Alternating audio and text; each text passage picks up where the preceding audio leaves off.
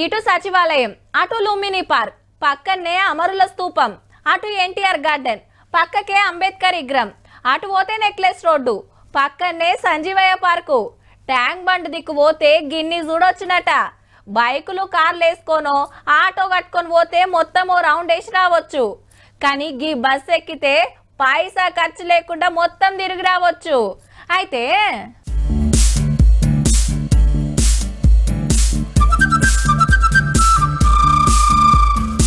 ఇప్పుడే మంచిగా చూసుకోర్రి, కుదిరితే అట్లా ట్యాంక్ బండ్ పోయి ఓ రౌండ్ వేసి రాన్రి.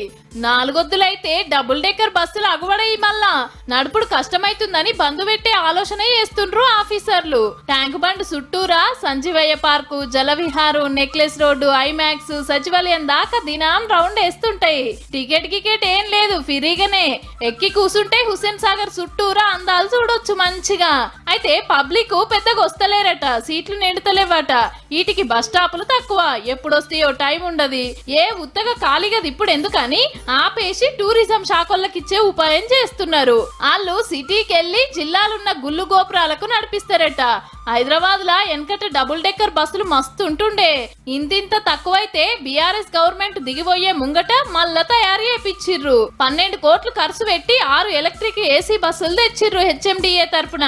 డ్రైవర్లకు జీతం, ఇటు మెయింటెనెన్స్ ఖర్చులకు ఏడాదికి 75 లక్షలు అవుతుందట. ఇంత ఖర్చు పెట్టినా పబ్లిక్ ఎక్కుతలేరని ఈడికెళ్లి మార్చే ఆలోచన చేస్తుర్రు అన్నట్టు.